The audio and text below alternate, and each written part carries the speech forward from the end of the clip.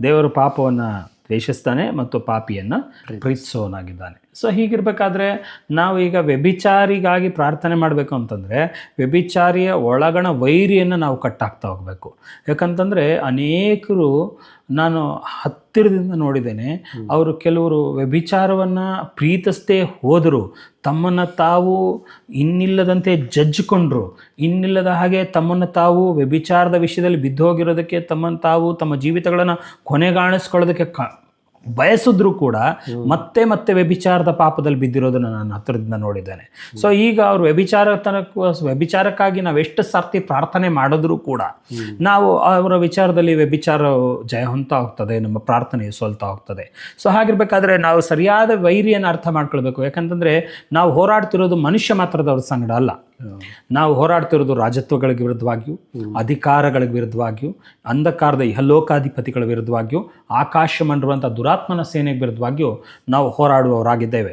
So ಈಗ ಈ ವ್ಯಭಿಚಾರ ಅನ್ನುವಂಥದ್ದು ರಾಜತ್ವ ಅಂದ್ರೆ ಏನಪ್ಪ ಅಂತಂದರೆ, ನಾವು ಯಾವ ವಿಷಯದಲ್ಲಿ ದಾಸತ್ವಕ್ಕೊಳಪಟ್ಟಿರ್ತೇವೋ, ನಾವು ಯಾವ ವಿಷಯದಲ್ಲಿ ಸುಣ್ಣ ಆಗೋಗಿರ್ತೀವೋ ಇದು ರಾಜತ್ವ.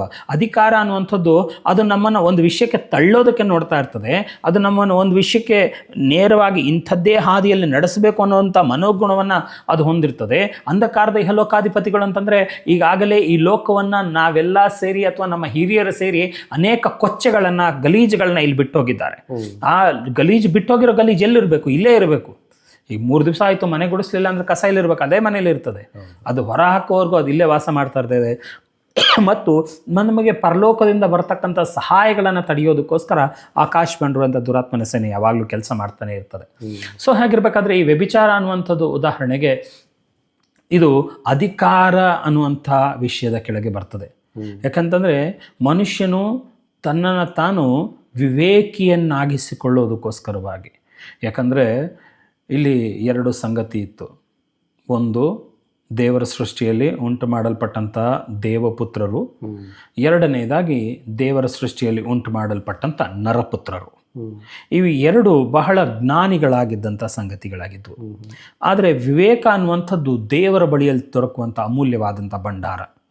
ಸೊ ಇದನ್ನು ಹೊಂದಲಾರದಂಥ ಲೂಸಿಫರ್ ಏನು ಮಾಡ್ದ, ವಿವೇಕವನ್ನು ಇವರು ಹೊಂದದೇ ಇರುವ ಹಾಗೆ, ವಿವೇಕವನ್ನು ನಾವು ಹೊಂದದೇ ನಾವು ನರಕಕ್ಕೆ ತಳ್ಳಲ್ಪಡುವ ಹಾಗೆ, ಅಥವಾ ಆ ವಿವೇಕದ ಮುಖಾಂತರವಾಗಿ ತಾನು ಹೇಗಾದರೂ ಮಾಡಿ ಜಗತ್ತನ್ನು ಆಳುವ ದೃಷ್ಟಿಯಲ್ಲಿ ನಿಟ್ಟಿನಲ್ಲಿ ಅವನೇನು ಮಾಡ್ದ, ನಮ್ಮನ್ನು ಕಾಂಪ್ರಮೈಸ್ಗೆ ಒಳಪಡಿಸ್ಬಿಟ್ಟ.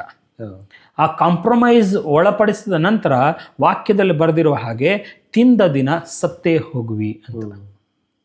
ಅಂದರೆ ದೇವರ ವಿವೇಕ ನಮಗೆ ಅದು ಕಟ್ ಆಫ್ ಆಗಿಬಿಡ್ತು.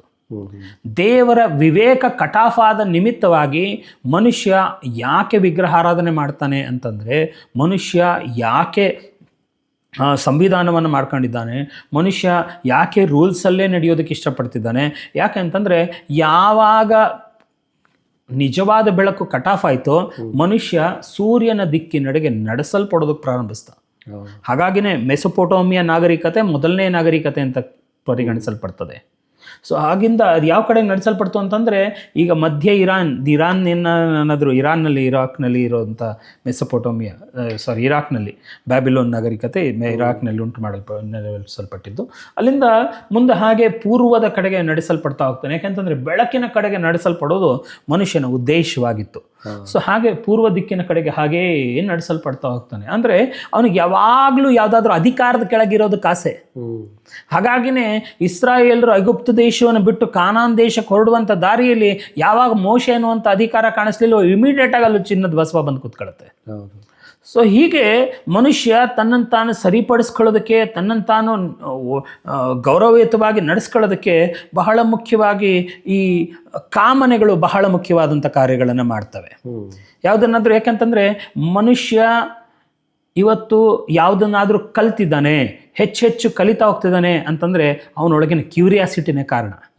ಆ ಕ್ಯೂರಿಯಾಸಿಟಿ ಯಾವಾಗ ಅದು ಅನರ್ಥಕ್ಕೆ ದಾರಿ ಮಾಡಿಕೊಟ್ಬಿಡ್ತೋ ಆಗ ಹುಟ್ಟಿದ್ದೇ ವ್ಯಭಿಚಾರ. ಆಗ ಯಾಕಂತಂದರೆ ಲಸ್ಟ್ನ ವಿಷಯದಲ್ಲಿ ನಾವು ನೋಡ್ತಾ ಹೋದರೆ ಇನ್ನಿಲ್ಲದಂಗೆ ಆಳವಾಗಿ ಇಳಿದು ನೋಡ್ತಾ ಹೋದರೆ ವಿಪರೀತವಾದಂಥ ಭಾವನೆಗಳೇ ಮತ್ತೆ ಮತ್ತೆ ಮತ್ತೆ ಮತ್ತೆ ಕಾಡ್ತಾ ಇರ್ತದೆ. ಸೊ ಇಂಥದ್ದೊಂದು ಸಂಗತಿಯಲ್ಲಿರುವಾಗ ನಾವು ಕೇವಲ ಲಸ್ಟ್ಗೋಸ್ಕರ ಪ್ರಾರ್ಥನೆ ಮಾಡ್ತಾ ಇದ್ರೆ, ನಾವು ಕೇವಲ ವ್ಯಭಿಚಾರಕ್ಕೆ ಅಡಲ್ಟ್ರಿಗೋಸ್ಕರ ನಾವು ಪ್ರಾರ್ಥನೆ ಮಾಡ್ತಾ ಇದ್ರೆ ನಾವು ಜಯ ಹೊಂದೋದಕ್ಕೆ ಸಾಧ್ಯನೇ ಇಲ್ಲ. ಯಾಕಂತಂದರೆ ಲಸ್ಟ್ ಅಲ್ಲದೆ ಇದ್ರೆ ಅಡಲ್ಟ್ರಿ ಇಲ್ಲದೆ ಇದ್ರೆ ಇನ್ನೊಂದು ಇಚ್ಛೆ, ಇನ್ನೊಂದು ದೇಹದ ದುರಿಚ್ಛೆ, ದೇಹದ ಕಾಮನೆಗಳು, ಲೌಕಿಕವಾದ ಭಾವನೆಗಳು, ಲೌಕಿಕವಾದಂಥ ಇಚ್ಛೆಗಳು, ಲೌಕಿಕವಾದ ಅಂದರೆ ಭೂ ಸಂಬಂಧವಾದ ಹೇಗಿದ್ರೂ ಸರಿ ನಾವು ಇಲ್ಲಿ ಸರಿಯಾಗಿದ್ದೇವೆ ಅಂತ. ಯಾಕಂತಂದರೆ ಗರ್ವ ಕೂಡ ಒಂದು ಕಾಮನೆ, ಅಂತಸ್ತಿನ ಆಕಾಂಕ್ಷೆ ಕೂಡ ಒಂದು ಕಾಮನೆ. ಇದೆಲ್ಲವೂ ವ್ಯಭಿಚಾರಕ್ಕೆ ಸಮಾನವಾದಂಥ ಲೋಭನೇ. ವಿಗ್ರಹಾರ್ಧನೆಗೆ ಸಮಾನವಾದಂಥ ಲೋಭಕ್ಕೆ ಸಮಾನವಾದಂಥ ವ್ಯಭಿಚಾರ. ಸೊ ಇದೆಲ್ಲ ನಮ್ಮನ್ನು ಒಂದೇ ಹಾದಿಯಲ್ಲಿ, ಅಂದರೆ ಹೀಗೇ ನಡಿಬೇಕು, ನಾವು ಹೀಗೇ ಇರಬೇಕು, ನಾವು ಹೀಗೇ ನಡೆದು ಬಿಡಬೇಕು ಅನ್ನೋದಕ್ಕೋಸ್ಕರ ಎಕ್ಸೋಡಿಯಾಸ್ ಅಂತ ಕರೀತಾರೆ, ಅಧಿಕಾರಕ್ಕೆ ವಿರುದ್ಧವಾಗಿ ಹೋರಾಡೋದನ್ನು. ಗ್ರೀಕ್ ಭಾಷೆಯಲ್ಲಿ ಎಕ್ಸೋಡಿಯಾಸ್ ಅನ್ನೋ ಪದ ಬಳಸಿದ್ದಾರೆ. ಆ ಎಕ್ಸೋಡಿಯಾಸ್ ಅನ್ನೋ ಪದದ ಅರ್ಥ ಏನಪ್ಪ ಅಂದರೆ ಮೇಕ್ ದೆಮ್ ಸ್ಟ್ರೈಟ್ ಅಂತ. ಅಂದರೆ ಇಂಥದ್ದೇ ಹೀಗೆ ಬಿದ್ದುಬಿಡ್ಬೇಕು, ಹೀಗೆ ಬಿದ್ದುಬಿಟ್ರೆ ಅವ್ರ ಜೀವನ ಅದರೊಳಗೆ ಓಟೋಗ್ಬಿಡ್ಬೇಕು.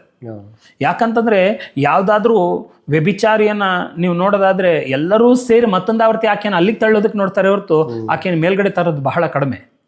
ಸೊ ಹೀಗೆ ಆಗಿರುವಂಥ ಆ ವ್ಯಭಿಚಾರಕ್ಕೆ ವಿರುದ್ಧವಾಗಿ ಪ್ರಾರ್ಥನೆ ಮಾಡುವಾಗ ವ್ಯಭಿಚಾರಿಗೋಸ್ಕರ ಪ್ರಾರ್ಥನೆ, ವ್ಯಭಿಚಾರಕ್ಕೋಸ್ಕರ ಪ್ರಾರ್ಥನೆ ಇಲ್ಲ, ಆಕೆಯನ್ನು ಅಥವಾ ಅವನನ್ನು ಆಳ್ತಾ ಇರುವಂಥ ಅಧಿಕಾರಕ್ಕೆ ವಿರುದ್ಧವಾಗಿ ನಾವು ಪ್ರಾರ್ಥನೆ ಮಾಡೋದು ಕಲಿಬೇಕು. ಆ ಅಧಿಕಾರಕ್ಕೆ ವಿರುದ್ಧವಾಗಿ ಪ್ರಾರ್ಥನೆ ಮಾಡೋದಕ್ಕೆ ಪ್ರಾರಂಭಿಸುವಾಗ ಅವರಲ್ಲಿ ಗರ್ವ ಬಿದ್ದೋಗ್ತದೆ, ಅಂತಸ್ತು ಬಿದ್ದೋಗ್ತದೆ, ಅಂದರೆ ಅಂತಸ್ತಿನ ಆಕಾಂಕ್ಷೆ ಬಿದ್ದೋಗ್ತದೆ, ಅವರಿಗೆ ಲೌಕಿಕವಾದಂಥ ದುರಿಚ್ಛೆಗಳು ಬಿದ್ದೋಗ್ತದೆ, ಅವ್ರಿಗೆ ಬೇಕಾಗಿರುವಂಥ ನಿಜವಾದ ಸಂತೃಪ್ತಿ ಮತ್ತು ಸಮಾಧಾನ ದೇವರು ಯೆಹೋವ ಶಾಲೋಮಿಂದ ದೊರಕ್ತಾ ಹೋಗ್ತದೆ. ಸೊ ಹಾಗಾಗಿ ಕೇವಲ ವ್ಯಭಿಚಾರಕ್ಕಾಗಿ ಪ್ರಾರ್ಥನೆ, ಕೇವಲ ಅಂದರೆ ನಾವು ಬಿಳಲುಗಳನ್ನು ಕಟ್ ಮಾಡಬಾರ್ದು, ನಾವು ಕೊಡ್ಲಿ ಹಾಕಬೇಕಾಗಿರೋದು ಬೇರಿಗೆ. ಸೊ ಇವಾಗ ಕಳ್ಳತನ ಅಷ್ಟೇ, ಕಳ್ಳತನದ ವಿಷಯದಲ್ಲಿ ನಾವು ರಾಜ್ಯತ್ವಕ್ಕೆ ವಿರುದ್ಧವಾಗಿ ಹೋರಾಡುವಂಥದ್ದು. ಕಳ್ಳತನ ಅನ್ನುವಂಥದ್ದು ಮೊದಲು ಆತ್ಮದಲ್ಲಿ ಆಂತರ್ಯದಲ್ಲಿ ನೆರವೇರ್ತದೆ, ನಂತರ ಕೈಗಳಲ್ಲಿ ಏರ್ಪಡ್ತದೆ. ಸೊ ನೆರವೇರಿಸಲ್ಪಟ್ಟಂಥ ಕಾರ್ಯ ಏರ್ಪಡ್ತದೆ ಹೊರತು ಏರ್ಪಟ್ಟಂಥ ಕಾರ್ಯ ನೆರವೇರೋದಿಲ್ಲ. ಸೊ ಹಾಗಾಗಿ ಏರ್ಪಟ್ಟಂಥ ಕಾರ್ಯ ನೆರವೇರಿದೆ ಅನ್ನೋದನ್ನ ನಾವು ಅಪಾರ್ಥ ಮಾಡ್ಕೊಂಡು ಕಳ್ಳರಿಗೋಸ್ಕರ ಪ್ರಾರ್ಥನೆ ಮಾಡೋದು, ಕಳ್ಳತನದ ಬುದ್ಧಿ ಹೋಗೋದಕ್ಕೋಸ್ಕರ ಪ್ರಾರ್ಥನೆ ಮಾಡಬೇಡ್ರಿ. ಅವರಲ್ಲಿರುವಂಥ ಆ ರಾಜ್ಯತ್ವಕ್ಕೆ ವಿರುದ್ಧವಾಗಿ ಯಾವುದಕ್ಕೆ ಸಿಕ್ಕಿಕೊಂಡು ಸೋತು ಹೋಗಿದ್ದಾನೋ ಅವನದರ ಗುಲಾಮನಾಗಿದ್ದಾನೆ, ಆ ಗುಲಾಮಗಿರಿಯಿಂದ ಹೊರಗಡೆ ಬರೋದಕ್ಕೋಸ್ಕರ ಪ್ರಾರ್ಥನೆ ಮಾಡಬೇಕಾಗಿದೆ. ಸೊ ಹಾಗಾಗಿ ವಿಷಯಗಳನ್ನು ಸರಿಯಾದ ರೀತಿಯಲ್ಲಿ ಪ್ರಾರ್ಥನೆ ಮಾಡುವಂಥದ್ದು. ಹಾಗಾಗಿನೇ ಪೌಲ ಎಫೆಸದವರಿಗೆ ಬರೆದ ಪತ್ರಿಕೆಯಲ್ಲಿ ವಾಕ್ಯ ಬರೀತದೆ, ಅವನು ಮನುಷ್ಯರ ರಕ್ಷಣೆಗೋಸ್ಕರ ದೇವರು ಮಾಡಿದಂಥ ಕಾರ್ಯಗಳ ವಿಷಯದಲ್ಲಿ ಮನುಷ್ಯನ ಮನೋನೇತ್ರಗಳು ತೆರೆಯಲ್ಪಡಲಿ ಅಂತ ಪ್ರಾರ್ಥನೆ ಮಾಡ್ತಾನೆ. ಆ ಕೃಪೆಯ ವಿಷಯ ಅರ್ಥ ಆದರೆ ಉಳಿದಿದ್ದ ವಿಷಯ ಸರಿ ಹೋಗ್ತದೆ. ಸೊ ಹಾಗಾಗಿ ಆ ಮನೋನೇತ್ರಗಳು ತೆರೆಯಲ್ಪಡುವಂತೆ ಪ್ರಾರ್ಥನೆ ಮಾಡಬೇಕಾಗಿದೆ. ಸೊ ಇದು ನಾವು ಸರಿಯಾದ ರೀತಿಯಲ್ಲಿ ಪ್ರಾರ್ಥನೆ ಮಾಡಬೇಕಾದಂಥ ವಿಧಾನ. ನಾವು ಪ್ರಾರ್ಥನೆ ಮಾಡುವಾಗ ಆ ಪ್ರಾರ್ಥನೆಯಲ್ಲಿ ಹೋರಾಡಿ ನಾವು ಜಯವನ್ನು ಹೊಂದಬೇಕಾದ್ರೆ ಯಾವ ವಿಷಯದಲ್ಲಿ ಪ್ರಾರ್ಥನೆ ಮಾಡ್ತಾ ಇದ್ದೀವಿ ಅದರ ಮೂಲವನ್ನು ತಿಳಿದುಕೊಂಡು ಅದಕ್ಕೆ ವಿರುದ್ಧವಾಗಿ ಪ್ರಾರ್ಥನೆ. Yes, exactly. So nice. ಈಗ ಪ್ರಾರ್ಥನೆ ಮಾಡದ ಮನಸ್ಥಿತಿಗೆ ಸೈತಾನನು ನಮ್ಮನ್ನು ಹೇಗೆ ನಡೆಸ್ತಾನೆ, ಅದನ್ನು ಅರಿತುಕೊಂಡು ಅದರಿಂದ ನಾವು ಅದನ್ನು ಎದುರಿಸಿ ನಿಲ್ಲುವುದು ಹೇಗೆ? ಸೈತಾನು ನಮ್ಮನ್ನು ನಡೆಸ್ತಾನೆ ಅನ್ನೋದಕ್ಕಿಂತ ನಾವು ದೇಹದಲ್ಲಿ ಪ್ರಾರ್ಥನೆಯನ್ನು ಪ್ರಾರಂಭಿಸ್ತೇವೆ ಅನ್ನೋದು ಬಹಳ ಮುಖ್ಯವಾದಂಥ ಸಂಗತಿ. ಯಾಕಂತಂದರೆ ನಾವು ದೇಹದಲ್ಲಿ ಪ್ರಾರ್ಥನೆಯನ್ನು ಪ್ರಾರಂಭಿಸಿದ ಭೌತಿಕವಾದ ಪ್ರಾರ್ಥನೆಗಳಲ್ಲಿ ಮುಳುಗಿ ಹೋದಂಥ ನಾವು ಆತ್ಮೀಕವಾದ ಮಂಡಲಗಳ ಸಂಗತಿಗಳನ್ನೇ ಗಮನಿಸದೇ ಇದ್ದಾಗ ನಾವು ನೋಡ್ತಾ ಇರ್ತೀವಿ, ಇಲ್ಲೇನೋ ಹುಡುಕ್ತಾ ಇರ್ತೀವಿ, ಇಲ್ಲೇನೋ ಕಳೆದೋಗಿದೆ ಅಂತ, ಇಲ್ಲಿರೋ ಚಿನ್ನದ ಉಂಗುರ ಇದು ಅಥವಾ ಬೆಳ್ಳಿ ಉಂಗುರ ಅಥವಾ ಮಗದೊಂದು ಇಲ್ಲಿ ಹುಡುಕ್ತಾ ಇದ್ರೆ ಸೂರು ಕಿತ್ಕೊಂಡು ಬೀಳ್ತಾ ಇರ್ತದೆ. ಆ ಸೂರನ್ನು ನೋಡೋದಿಲ್ಲ ನಾವು, ಈ ಕೆಳಗಡೆ ವಿಷಯಗಳನ್ನೇ, ಭೌತಿಕವಾದ ಲೌಕಿಕವಾದ ವಿಷಯಗಳನ್ನೇ ಗಮನಿಸ್ಕೊಳ್ತಾ ಹೋಗ್ತೀವಿ. ಅಲ್ಲೇ ನಮ್ಮ ಪ್ರಾರ್ಥನೆ ಬಿದ್ದೋಗಿದೆ. ಯಾಕಂತಂದರೆ ಆತ್ಮೀಕವಾದ ಮಂಡಲದಲ್ಲಿ ನಾವಂತೂ ಸೋಮಾರಿಗಳಾಗಿರ್ಬೋದು, ಸೈತಾನ ಸೋಮಾರಿನೇ ಅಲ್ಲ. ಯಾಕಂದರೆ ಅವನು ಯಾರನ್ನು ನುಂಗಲಿ ಅಂತ ಗರ್ಜಿಸುವ ಸಿಂಹೋದೋಪಾದಿಯಲ್ಲಿ ಅವನು ಸುತ್ತಾ ಇದ್ದಾನೆ. ಅವನದು ಅದೇ ಕೆಲಸ. ನಮಗೆ 24/7 ಬೇರೆ ಬೇರೆ ಬೇರೆ ಬೇರೆ ಬೇರೆ ಕೆಲಸಗಳಿದ್ರೂ ಕೂಡ ಅವನಿಗೆ ಮಾತ್ರ 24/7 ಇರುವಂಥ ಒಂದೇ ಕೆಲಸ ನಮ್ಮನ್ನು ಹೇಗಾದರೂ ಬೀಳಿಸುವಂಥದ್ದು. ಸೊ ಈ ವಿಷಯದಲ್ಲಿ ಏನು ಮಾಡಿದ್ದಾನೆ ಸೈತಾನ, ಆಲ್ರೆಡಿ ನಾವು ದೇಹದಲ್ಲಿ ಪ್ರಾರಂಭಿಸಿರೋದಕ್ಕೋಸ್ಕರ. ಸೊ ನಾವಿದನ್ನು ನೋಡ್ತೇವೆ. ಪೇತ್ರ ಯೋಹಾನರು ಗೆತ್ಸೆಮನೆ ತೋಟದಲ್ಲಿ ಯೇಸುಸ್ವಾಮಿ ಅತ್ಯಂತ ಭಾರ ಉಳ್ಳವರಾಗಿ, ಯಾಕಂತಂದರೆ ಅಲ್ಲಿ ವಾಕ್ಯ ಬರೀತದೆ, ಬೀಳ್ತಾ ಇದ್ದಂಥ ಬೆವರಿನ ಹನಿ ರಕ್ತದ ಹನಿಯ ಉಪಾದಿಯಲ್ಲಿತ್ತು. ಸೊ ಅಂಥ ಭಾರದಿಂದ ಪ್ರಾರ್ಥನೆ ಮಾಡಿ ಹೊರಗಡೆ ಬಂದು ನಿಂತ್ಕೊಂಡು ನೋಡಿದ್ರೆ ಇವರೆಲ್ಲ ಮಲ್ಕೊಂಬಿಟ್ಟಿದ್ದಾರೆ. ಯಾಕಂತಂದರೆ ಭೌತಿಕವಾದ ಸಂಗತಿಗಳನ್ನೇ ನೋಡ್ತಾ ಇದ್ದಂಥ ಅವರು ಸ್ವಾಮಿ ಎಲ್ಲೋಗಿದ್ದಾನೆ, ಪ್ರೇಯರ್ಗೆ ಹೋಗಿದ್ದಾನೆ, ಬರ್ತಾನೆ ವಾಪಸ್ಸು, ಏನಾಗತ್ತೆ ಮಾಮೂಲಿ ಆಸ್ ಯೂಶುವಲ್ ಹೋಗ್ತೀವಿ. ಅದವ್ರ ರೊಟೀನ್ ಆಗಿತ್ತು. ಆಗಾಗ ಯೇಸು ಸ್ವಾಮಿ ಪ್ರಾರ್ಥನೆಗೆ ಹೋಗೋದು, ಇವ್ರು ಅವ್ರಿಗೋಸ್ಕರ ಕಾಯ್ಕೊಂಡಿರೋದು, ಬಂದ ಮೇಲೆ ವಾಪಸ್ ಹೋಗೋದು, ಇದು ರೊಟೀನ್ ಆಗಿತ್ತು. ಸೊ ಆದರೆ ಆ ಸಂದರ್ಭ ಹಾಗಿರಲಿಲ್ಲ. ಹಾಗಾಗಿನೇ ಯೇಸು ಸ್ವಾಮಿಗೆ ಬರೋನಿದ್ರೆ ಬರ್ತಾ ಇರಲಿಲ್ಲ. ಯೇಸು ಸ್ವಾಮಿಗೆ ಇರ್ತಕ್ಕಂಥ ಭಾರ ಕಡಿಮೆ ಆಗ್ತಾ ಇರಲಿಲ್ಲ. ಯೇಸು ಸ್ವಾಮಿಗಿದ್ದಂಥ ದುಃಖ ಕಡಿಮೆ ಆಗ್ತಾ ಇರಲಿಲ್ಲ. ಅದು ಆತನನ್ನು ಪ್ರಾರ್ಥಿಸದೆ ಇರಲು ಬಿಡಲೇ ಇಲ್ಲ. ಇವ್ರಿಗೆ ಯಾರಿಗೂ ಕೂಡ ಭಾರ ಇರಲಿಲ್ಲ, ಯಾರಿಗೂ ಕೂಡ ಅವರ ಆಲೋಚನೆ ಇರಲಿಲ್ಲ, ಯಾರಿಗೂ ಕೂಡ ಈ ರೀತಿಯಾದ ಆಗ್ಬೋದು ಅನ್ನೋ ಕಾರ್ಯದ ಗುರುತು ನಮಗಿರಲಿಲ್ಲ. ಯಾಕಂತಂದರೆ ಸಿಮೋನ್ ಪೇತ್ರನನ್ನು ನಾವು ನೋಡೋದಾದರೆ ಅವನು ಹೈಪರ್ ಆ್ಯಕ್ಟಿವ್ ಅನ್ನೋ ಥರ ಅವನು ಏನು ಮಾಡ್ತಾನೋ ಅದು ಉತ್ಪ್ರೇಕ್ಷೆಗೆ ಮಾಡೋದು ಅವನು. ಸೊ ಆ ರೂಪಾಂತರ ಬೆಟ್ಟಕ್ಕೆ ಕರ್ಕೊ ಹೋದ್ರೆ ಸ್ವಾಮಿ ನಾವು ಇಲ್ಲಿ ಎದ್ಬಿಡೋಣ ಅಂತಾನೆ, ಇಲ್ಲಿ ಯೇಸು ಸ್ವಾಮಿ ನಡ್ಕೊಳಕ್ಕೆ ಬಂದರೆ ಕಿವಿ ಕತ್ತರಿಸ್ಬಿಡ್ತಾನೆ ಅಂತ ಹೈಪರ್ ಆಕ್ಟಿವ್ ಅವನು. ಹಾಗೆ ಅದರಲ್ಲೂ ಇನ್ನೊಂದ್ಸರಿ ನಾವು ನೋಡ್ತೀವಿ, ಯೇಸು ಸ್ವಾಮಿ ನಾನು ನಿಮ್ಮನ್ನೆಲ್ಲ ಬಿಟ್ಟು ಹೋಗ್ತಿದ್ದೀನಿ ಅಂತ, ದೇವರೇ ಹಂಗೆಲ್ಲ ಮಾಡ್ಬೋದು ನೀನು ಅಂತಾನೆ. ಸೊ ಈ ರೀತಿಯಾದಂಥ ಹೈಪರ್ ಆಕ್ಟಿವ್ ಆದಂಥ ಮನುಷ್ಯರಿಗೆ ವಿಷಯ ಗೊತ್ತಿದ್ದಿದ್ರೆ ಅವನು ಏನು ಮಾಡ್ತಿದ್ದಿರ್ಬೋದು. ಅವನಂತೂ ಸುಮ್ಮನೆ ಅಂತೂ ಕೂತ್ಕೊತಿರ್ಲಿಲ್ಲ. ನಾವಲ್ಲಿ ನೋಡ್ತೀವಿ, ಆದರೆ ಅವ್ನು ಮಲ್ಕೊಂಡಿದ್ದ, ನಿದ್ರೆ ಬಂದ್ಬಿಟ್ಟಿತ್ತು ಅವ್ರಿಗೆ. ಯಾಕಂತಂದರೆ ಅದು ತುಂಬ ರೊಟೀನ್ ಆದಂಥ, ನಾಮಿನಲ್ ಆಗಿದ್ದಂಥ, ವಾಡಿಕೆಯಾದಂಥ ಸಂಗತಿಯಾಗಿತ್ತು. ಯಾವಾಗ ಒಬ್ಬ ಮನುಷ್ಯ ತನ್ನ ಜೀವಿತವನ್ನು ವಾಡಿಕೆಯಾಗಿ ತಗೊಬರ್ತಾನೋ ಅವನ ಜೀವಿತದಲ್ಲಿ ಪ್ರಾರ್ಥನೆ ಮಾಡೋದಕ್ಕೆ ಸಾಧ್ಯನೇ ಇಲ್ಲ. ಈಗ ಪ್ರಾರ್ಥನೆ ಮಾಡುವಾಗ ನನ್ನ ಶರೀರದಲ್ಲಿ ಪ್ರಾರ್ಥನೆ ಪ್ರಾರಂಭ ಮಾಡಬಾರ್ದು. ಈಗ ನಾನು ಬುದ್ಧಿಯಿಂದ ಪ್ರಾರ್ಥನೆ ಪ್ರಾರಂಭ ಮಾಡಬಾರ್ದು. ಪ್ರಾರ್ಥನೆ ಕುತ್ಕೊಂಡ ತಕ್ಷಣ ಯಾರಿಗೂ ಆತ್ಮದಿಂದ ಪ್ರಾರ್ಥನೆ ಬರಲ್ಲ. ಈಗ ಅನೇಕ ಆಲೋಚನೆಯಿಂದ ಬಂದಿರ್ತೀವಿ, ಕೆಲಸದಿಂದ ಬಂದಿರ್ತೀವಿ, ಅನೇಕ ಹೋರಾಟದಿಂದ ಬಂದಿರ್ತೀವಿ. ಈಗ ಪ್ರೇಯರ್ ಮಾಡಬೇಕು ಅಂತ ನಾನು ಬಂದು ಕುತ್ಕೊಂಡಿದ್ದೀನಿ. ಈಗ ಪ್ರೇಯರ್ ಮಾಡಬೇಕು ಅಂತ ಬಂದು ಕುತ್ಕೊಂಡ ತಕ್ಷಣ ಹೇಗೆ ನಾನು ಆತ್ಮದಲ್ಲಿ ಪ್ರಾರ್ಥನೆ ಪ್ರಾರಂಭ ಮಾಡ್ಲಿಕ್ಕೆ ಸಾಧ್ಯ? ಇದು ಬಹಳ ಒಳ್ಳೆ ಪ್ರಶ್ನೆ. ಇದು ಯಾಕೆ ಈ ರೀತಿಯಾಗಿದೆ ಅಂತಂದರೆ, ಇದರ ಎಲ್ಲ ಯಶಸ್ಸನ್ನು ನಮಗೆ ಪ್ರಾರ್ಥನೆ ಹೇಳಿಕೊಟ್ಟಂಥ ದೊಡ್ಡ ದೊಡ್ಡ ಗುರುಗಳಿಗೆ ನಾನು ಸಮರ್ಪಿಸ್ತೇನೆ, ಅವ್ರವ್ರ ಪಾದಗಳಿಗೆ ಮಡಗ್ತೀನಿ. ಬೇಜಾರು ಮಾಡ್ಕೋಬೇಡಿ ಈ ಪದ ಬಳಸ್ತೆ ಅಂತ.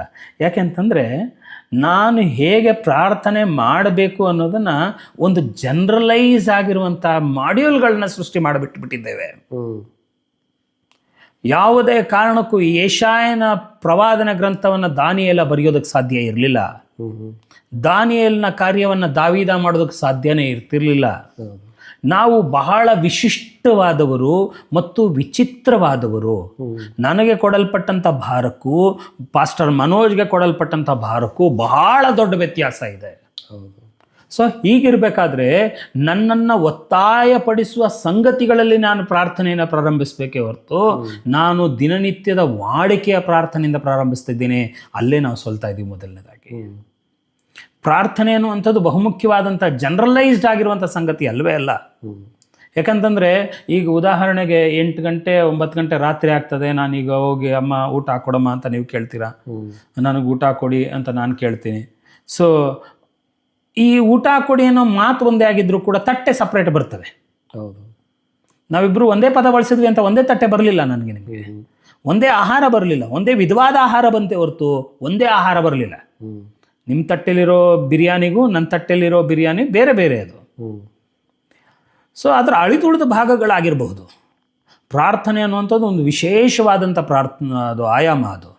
ಅದನ್ನು ಯಾವಾಗ ಜನರಲೈಸ್ ಮಾಡ್ತೇವೋ ಅಲ್ಲೇ ನಾವು ಸೋಲ್ತಾ ಹೋಗ್ತೀವಿ. ಯಾವಾಗ ಜನರಲೈಸ್ ಮಾಡಿದಂಥ ಪ್ರಾರ್ಥನೆಯನ್ನು ವಾಡಿಕೆ ಆಗಿಸ್ಬಿಡ್ತೇವೋ ಅಲ್ಲಿ ನಾವು ಸತ್ತೇ ಹೋಗ್ತೇವೆ. ಸಾಮಾನ್ಯೀಕರಣಗೊಳಿಸುವಂಥದ್ದು ಬಹಳ ತಪ್ಪು. ಪ್ರಾರ್ಥನೆಯನ್ನು ನಿಮಗೆ ಯಾವ ವಿಷಯದಲ್ಲಿ ಮೊದಲನೇದಾಗಿ ಒತ್ತಾಯ ಇರ್ತದೋ ಆ ವಿಷಯಕ್ಕೆ ಫಸ್ಟ್ ಪ್ರಾರ್ಥನೆ ಮಾಡಬೇಕು.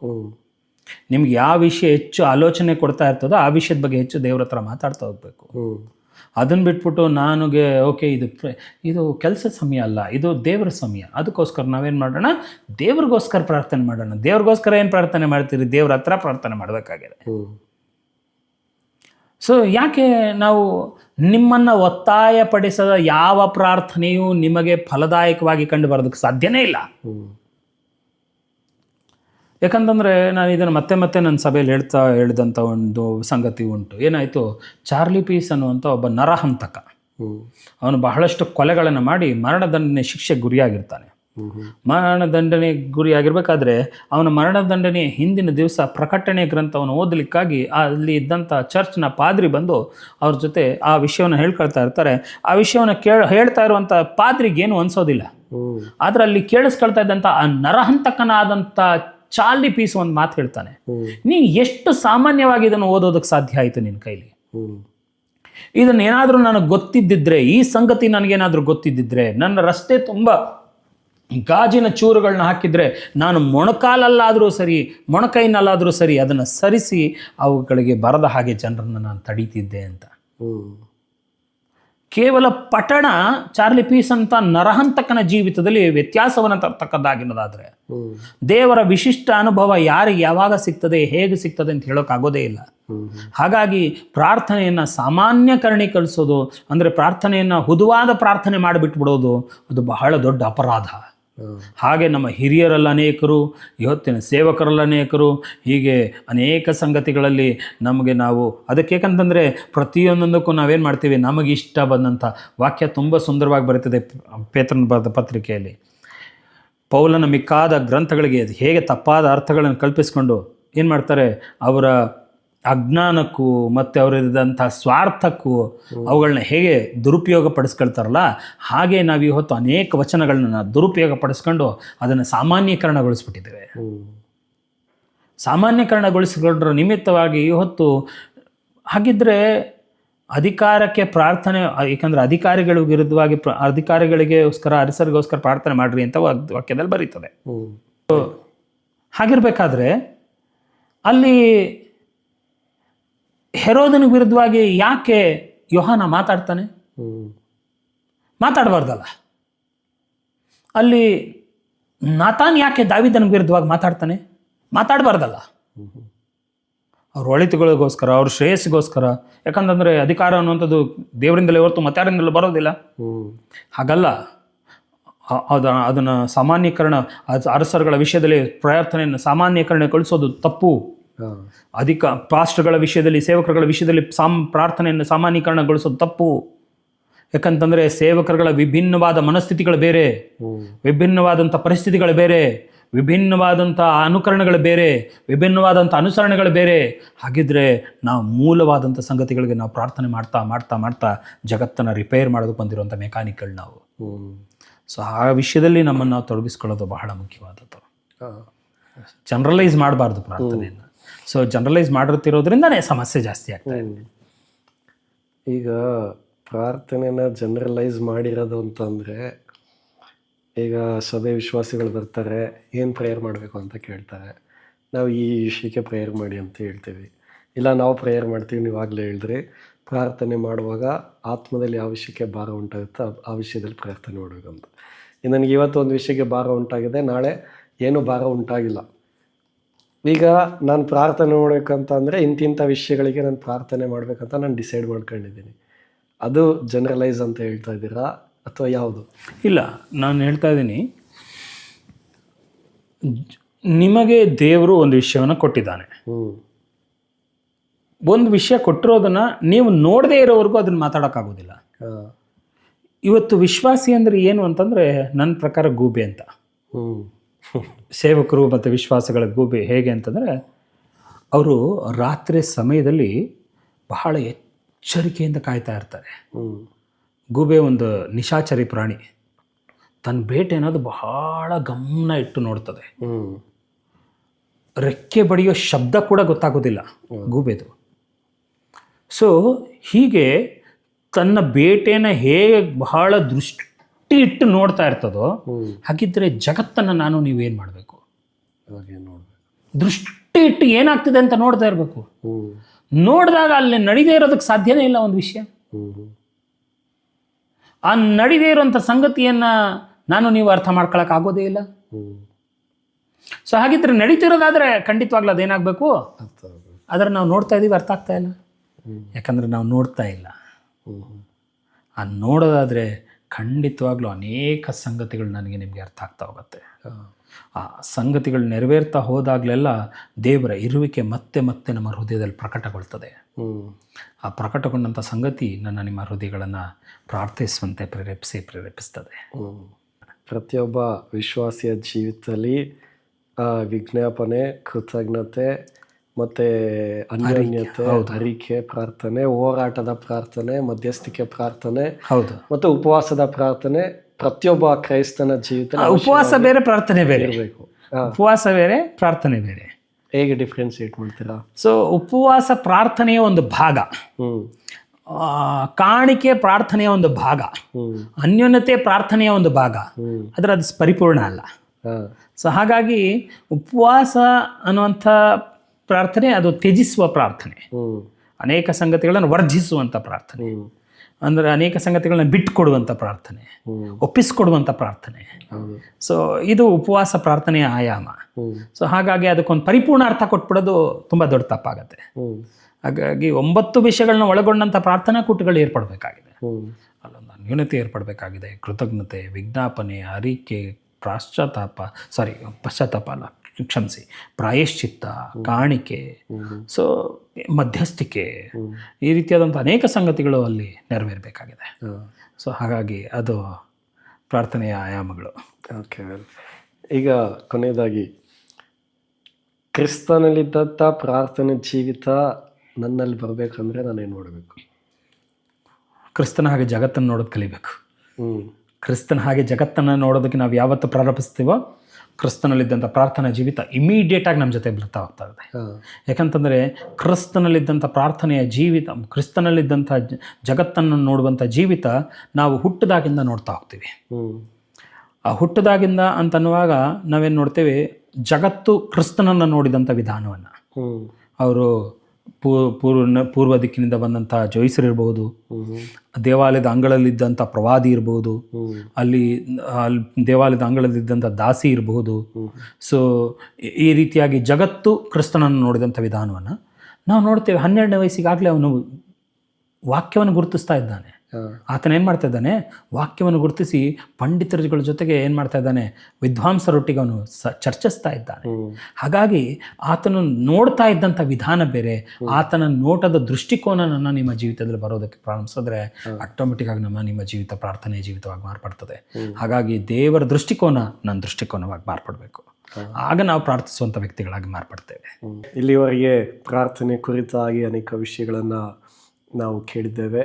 ಪ್ರಾರ್ಥನೆ ಅಂದ್ರೇನು, ಪ್ರಾರ್ಥನೆ ಹೇಗೆ ಮಾಡಬೇಕು, ಪ್ರಾರ್ಥನೆಯ ಆಯಾಮಗಳೇನು, ಪ್ರಾರ್ಥನೆಯ ಹೋರಾಟಗಳು, ಹೋರಾಡಿ ಪ್ರಾರ್ಥನೆ ಮಾಡುವಾಗ ಯಾವ ವಿಷಯಕ್ಕೆ ನಾವು ಪ್ರಾರ್ಥನೆ ಮಾಡಬೇಕು, ಅದೆಲ್ಲ ಸೇವಕರ ಮೂಲಕವಾಗಿ ನಾವು ತಿಳ್ಕೊಂಡಿದ್ದೇವೆ. ಇದೆಲ್ಲ ನಿಮಗೆ ಉಪಯುಕ್ತವಾಗಿರ್ತದೆ ಎಂಬುದಾಗಿ ನೆನೆಸ್ತೇನೆ. ನಿಮಗೂ ಏನಾದರೂ ಪ್ರಶ್ನೆಗಳಿದ್ರೆ ಕಮೆಂಟ್ ಮಾಡಿ, ಆ ವಿಷಯಗಳನ್ನು ಸೇವಕರ ಬಳಿ ನಾವು ಚರ್ಚಿಸೋಣ. ಮುಂದಿನ ಎಪಿಸೋಡಲ್ಲಿ ನಿಮ್ಮನ್ನು ಸಂಧಿಸುವವರೆಗೆ ಯೇಸು ಕ್ರಿಸ್ತನ ತಾನೇ ನಿಮ್ಮನ್ನು ಕಾದು ನಡೆಸಲಿರುವವರೆಗೆ ಪ್ರೈಸ್ ಲಾರ್ಡ್.